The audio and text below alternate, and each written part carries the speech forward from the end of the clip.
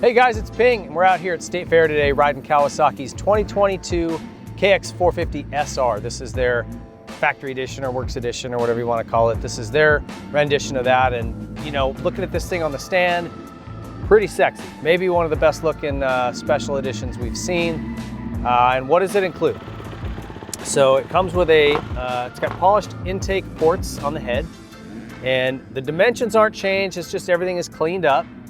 That's done at Kawasaki at KHI. Comes with a Pro Circuit Tie 6, so this isn't like a bolt-on stainless. This is the full titanium exhaust system for Pro Circuit with the matching green stickers and the carbon cap that you can't even buy. Also has X-Trig clamps, which have their rubber-mounted bar mounts. There's 6 positions on that thing, multiple holes in the clamp themselves, and you can spin the bar mount backward or forward. So it gives you a lot of options for bar positioning. Comes with a Renthal rear sprocket, DID chain and rims. It's got a Hinson clutch cover. It's just the cover. The clutch itself is the same. Comes with a CDI box that is mapped specially for this exhaust and that head. Obviously the race graphics, so that it's got the look of the race team. On the racetrack, the first thing you notice is that this thing has got some serious testicles. Way more power than the standard one.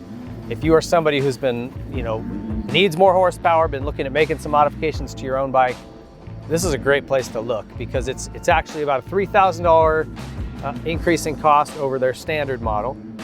But if you look at what you get, the exhaust system itself is probably $1,200 retail. You also have the KYB suspension front and rear, DLC coated. That was done obviously as a nod to Eli's preference when he was over there. He was a big KYB guy. So if you just bought the suspension and the exhaust, you'd already be over $3 grand by quite a bit. So you get all those other pieces, I guess, free if you're looking at it that way. So on the track, again, like I said, the motor is the first thing that jumps out at you. It just, where the standard Kawasaki is a great engine, but it's focused more on your everyday rider. Very rideable, very trackable, smooth. This thing has a similar characteristic. It's still rideable, but you're making way more horsepower all over the board. I mean, from the second you roll this thing on, it's just making more power. I'm noticing myself having to get way forward coming out of turns just to keep the front wheel down. I've got to really stay off the clutch and just try to modulate the throttle, because if you just come out of it and try to drop your elbow, you're going to be staring at the clouds. I also noticed the over-rev is significantly better than the standard model. One of the longer straightaways here, I said, I'm just going to leave it in second gear all the way down and see how it does. And man, it was pulling the entire way. It finally started to float the valves a touch at the end of the straightaway, but just barely. It's very, very impressive. As far as the suspension goes, it's definitely a firmer feel, so a little bit racier feeling. And I like the standard Kawasaki setup. A lot of folks think that fork is a little too soft. They go to stiffer fork springs or maybe one stiffer spring. I like it in the standard configuration. I typically go a couple stiffer on the clickers, and then I open up the high-speed compression in the rear to squat it to match, but I'm a pretty big fan of that. So I was worried, thinking this might be a little bit geared more towards a faster rider.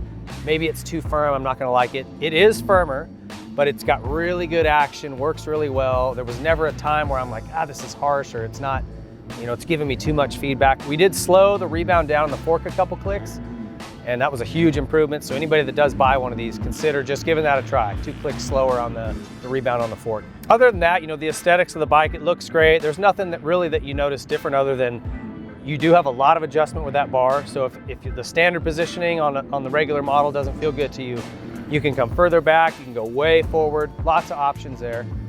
It's also very loud. They're not worried about meeting a decibel level with this exhaust apparently. It sounds nasty, and if you're behind it when somebody's cracking this throttle, your ears are going to be ringing for a little while.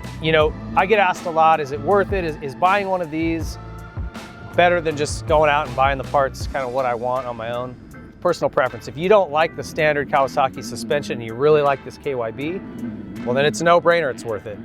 If you don't have a problem with that, and maybe you just want to drop on a slip-on muffler, I don't know, then it's up to you. But for $3,000 extra, getting all of this stuff, it's a good deal. You'd spend way more than that putting this all together piecemeal if you bought the exact same things. That's up for you to decide. Down the road, we're gonna try to do one of these, like a shootout with all the factory edition models and compare them side by side to see how they work or how they compare to one another. But this bike on its own, they've done a great job of really fine tuning everything. And again, a lot of times, you know, one thing we were talking to the Kawasaki folks about is if you take a standard model and you just drop an exhaust on and a couple of bolt-on parts, just because you bolt something on doesn't necessarily mean it's a lot better. It's not tested, it's not made to work in unison with one another, where they've taken this head, this exhaust, and the CDI and just made them work together. They're specifically designed to work in unison. And that makes a big difference. You know, that's a big part of testing and R&D and developing something like this, is putting the time in to see what kind of mapping goes best with this exhaust and this head setup. So they've taken that time, they've done a great job, and I would say this thing is a significant improvement in the motor department. If you're looking to go racing, it's gonna be personal choice on whether or not you like this suspension better than the Showa stuff. For me, I like them both, but for different reasons. This is a little firmer, so probably if I was gonna really be racing and pushing it harder, I'm gonna prefer this. But I like the Showa stuff, works well too. Again, it's gonna be a lot of personal preference.